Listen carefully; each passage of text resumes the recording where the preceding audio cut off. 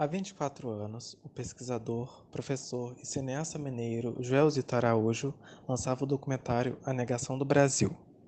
Em pouco mais de 1 hora e 40 de longa, Joelzito viaja pela história da teledramaturgia nacional, buscando analisar a influência das telenovelas na construção da identidade étnica dos afro-brasileiros, através da representação atribuída aos atores negros em até então 50 anos de televisão no país. O retrato desenhado pelo cineasta é desalentador. Profissionais do calibre de Zezé Mota, Milton Gonçalves e Ruth de Souza contam histórias envolvendo suas participações em tramas onde o racismo cruzou o destino de suas personagens dentro e fora das telas. Atores negros eram até então, com raríssimas exceções, destinados a papéis coadjuvantes, em sua maioria relacionados à subalternidade, como empregadas domésticas, secretárias e escravizados em tramas de época. Mas em 24 anos, a representatividade negra na televisão brasileira passou por significativas transformações.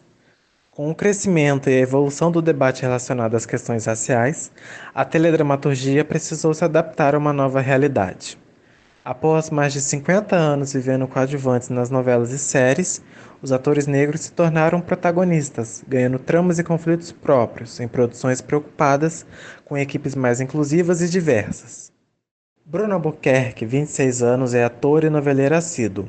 Como telespectador, ele conta como é se enxergar e se sentir representado no principal produto da televisão brasileira. Eu acompanho novela desde que eu me entendo por gente. Desde os 5, 6 anos eu tenho a lembrança de sentar no sofá com a minha avó para assistir Vale a Pena Ver de Novo. Novelas das 6, tipo Alma Gêmea, Cabocla.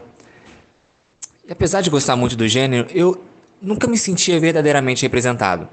As crianças negras eram sempre coadjuvantes, moleques de rua, os bagunceiros. E esse sentimento continuou até quando eu fui crescendo, né?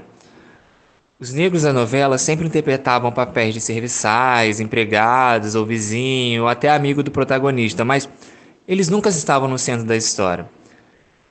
Acho que a primeira referência de protagonismo que eu tenho assim na minha memória é a Thaís Araújo, quando ela fez aquela novela Viver a Vida.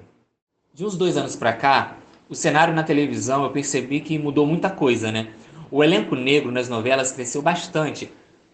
E acabou que eles não fazem só mais participações, vivendo aqueles coadjuvantes, mas eles alcançaram o feito de se tornarem protagonistas, vivendo mocinhos, os vilões da história. Como essa novela recente, que a Cheryl Menezes foi a protagonista, Sol, a Vai na Fé. Cara, aquela família é tão real que ela parecia com a minha família, meus vizinhos. Como todos os outros personagens, eles possuíam tramas próprias, conflitos importantes. Como aquela outra também que eu gostei muito de assistir, que foi a Amor Perfeito, que eu acompanhei também, que foi do horário das 6, se eu não me engano, com protagonista negro com Black Power. Aonde você me diria que há 15 anos atrás nós conseguiríamos esse feito de ter um protagonista negro na novela com blackzão lindo daquele? Então, assim, é muito gratificante poder ver diante dos meus olhos essa evolução, esse momento que a gente vem obtendo no meio audiovisual. A gente pode se sentir cada vez mais representado por outras pessoas.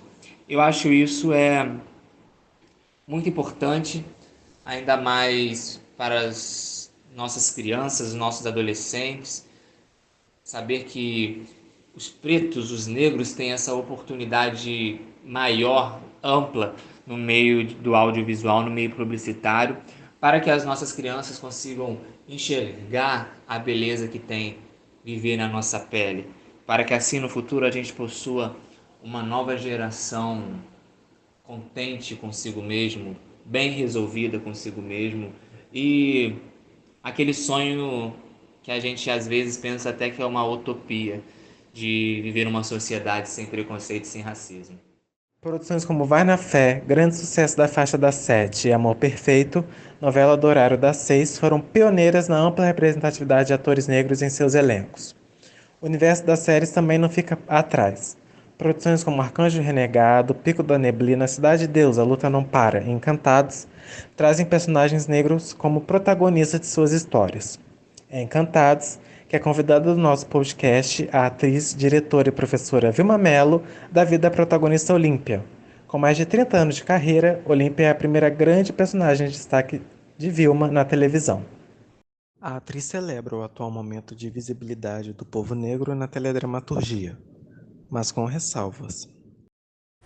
Temos protagonistas pretos, mas a gente precisa entender que nós... Sabe aquela história de a favela venceu? A favela não venceu. Quem venceu foi o favelado. Porque eu continuo vendo a favela sem saneamento básico, eu continuo vendo as pessoas dentro da favela sendo desrespeitadas, eu continuo vendo o Estado abandonando a favela, eu continuo vendo o preto e pobre sendo perseguido pelas autoridades, eu continuo vendo a superlotação das cadeias públicas com pessoas pretas e pobres. Então a favela não venceu, quem venceu foi o favelado. 1, 2, 3, 4, 5, não importa a quantidade, mas foi o indivíduo, não foi o coletivo. É a mesma coisa.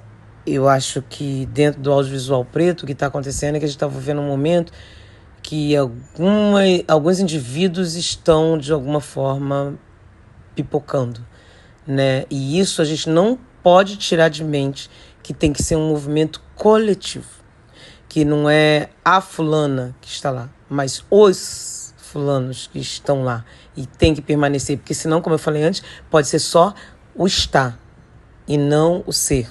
E a gente sabe que tudo passa, a gente sabe que as coisas ficam enquanto tem interesse de ficar. Então a gente tem que continuar forçando. A sociedade tem que continuar... O espectador tem um papel fundamental sobre isso.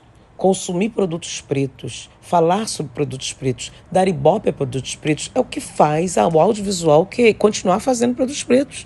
No momento que a gente não dá ibope a esses produtos, no momento que a gente fala mal dos próprios produtos, claro que a gente não vai ter mais esse espaço. Então, esse espaço está sendo conquistado a árduas penas, a duras penas, por todos os que vieram antes e os que estão agora. Então, e eu não acho que a gente conquistou nada, não. Acho que a coisa é uma questão de oportunidade. É porque estamos nesse movimento agora. Estamos nesse movimento que não é só um movimento nacional, é um movimento mundial, né? Me deixem respirar, né? Eu não consigo respirar, me deixem respirar, eu preciso respirar. Então é um movimento mundial que está acontecendo agora. A gente precisa manter a linha e o foco, porque senão isso se perde. Esse lugar é um movimento conjunto. Vamos datar ali do sistema de cotas. No momento do sistema de cotas, a gente começa a ter pessoas mais instrumentalizadas, e quanto mais a gente tem pessoas mais instrumentalizadas, as pessoas começam a entender os seus direitos, começam a querer a sua representatividade, começam a empurrar para esses lugares, e começam a consumir esses lugares. Por que a gente não tem, agora até tem, né? Mas por que a gente não tinha preto fazendo comercial de pasta de dente? O que dá não é o carvão, sei lá o quê, o produto que vai passar no dente, ou que o próprio dentista passa no dente para ficar branco. Mas sim, também o contraste. O contraste da pele preta com o dente, naturalmente, aquele dente vai saltar mais. Por que não tem? Porque as pessoas achavam, isso não é representatividade. Só que nós somos 56% da população. Nós precisamos continuar consumindo esse tipo de produto e querendo ver esse produto. E hoje em dia a gente tem a rede social para exigir esses produtos. Enquanto se a gente achar que isso é só, não, eles mandam, eles resolvem, eles fazem o que eles querem, a gente vai ter sempre os mesmos produtos lá dentro.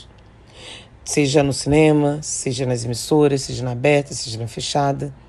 A gente precisa entender que é uma cadeia e que todos nós fazemos parte disso. E que a gente está mudando, mas a gente precisa mudar mais. E isso faz parte, é uma obrigação minha, é uma obrigação sua, e isso eu falo enquanto cidadão. Isso eu não estou falando enquanto atriz, ator.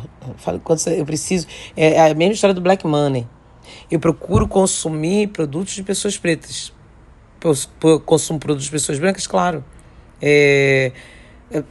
Eu era casada, meu marido é falecido, mas eu era casada, eu sou viúva, mas eu era casada com uma pessoa branca. Né? A questão não é essa.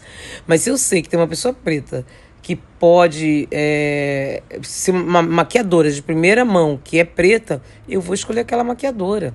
Para o dinheiro girar na mão dela também. Se eu sei que tem uma transista ou uma cabeleireira preta, o cara que pinta meu cabelo é preto, é gay e é preto. Porque tem que girar na mão dessas pessoas. A gente precisa se empoderar. E a gente só se empodera fazendo a nossa parte dentro da sociedade. A gente precisa entender que nós somos a maioria. E a gente só vai ocupar os nossos espaços se a gente fizer força para ocupar esses espaços. Então, estar dentro do audiovisual brasileiro neste momento é, sem dúvida nenhuma, fazer história. A gente sabe que sempre foi fazer história, né? Porque o audiovisual é fazer história, é contar história e fazer história. Mas estar vivendo esse boom é a mesma coisa do que eu vivi em 2017. Eu não tenho dúvidas de que o Prêmio Shell, o meu Prêmio Shell, abriu portas e mudança para muita coisa dentro da ótica do teatro brasileiro e da ótica das artes cênicas dentro do Brasil. Eu tenho noção dessa representatividade sem nenhuma questão de ser não tô nada, eu tô falando sobre um coletivo. Eu sei o que representa, eu sei o que representa o Ailton Graça ter recebido o prêmio em Gramado e passei mensagem para ele na mesma hora. Eu sei o que ele representa para nós enquanto coletivo, enquanto sociedade. Eu sei o que é isso, ter um homem preto, o Ailton Graça, que tem uma carreira firme, forte, representando um ícone que é o Mussum, que sempre foi colocado também, né, dentro do audiovisual como aquele cara que era bêbado, aquele que não quer nada, o malandro, não sei o que lá, mas sempre foi um dos maiores atores que é essa televisão brasileira, que já passou pela televisão brasileira. Um dos maiores cantores, um dos maiores sambistas que nós já tivemos dentro do nosso circuito. Então, sem dúvida nenhuma, ter o Ailton Graça nesse lugar muda muita coisa. Muda a ótica, muda a ótica. Então, tá vivendo isso, eu sei que é especial. E agradeço muito por estar vivendo isso, poder fazer parte desse momento dentro do audiovisual brasileiro. Estar junto das pessoas que fazem parte. Mas a gente precisa fazer mais. E não é só para a minha geração, mas para essa geração que está aí. Porque eu não quero... Isso tem que deixar de ser assunto. Eu quero estar com 120 anos, que eu já disse que eu vou morrer com 120 anos. E aí eu olhar, isso não é mais assunto. Não é mais assunto a gente querer ver caras pretas, porque elas estão lá, vão estar lá. Elas vão estar todas lá. Não é mais assunto a gente falar sobre LGBTQI+, a PN+, porque vão estar todos lá. Assim como durante muitos anos foi normatizado que o audiovisual era de pessoas brancas e louras, a gente tem que normatizar que o audiovisual, ou qualquer outro lugar, é para pessoas gays, pessoas pretas, pessoas gordas, pessoas magras, pessoas altas, pessoas baixas, pessoas brancas, pessoas coloridas. Isso tem que ser normatizado. E eu pretendo ver isso antes dos meus 120 anos, né? Portal da Eco, um podcast original produzido para o curso de jornalismo da Escola de Comunicação da Universidade do Rio de Janeiro. Narração, roteiro e direção, João Bruno. Participação de Pedro Albuquerque e Vilma Mello. Sonorização e edição, Milena Guedes.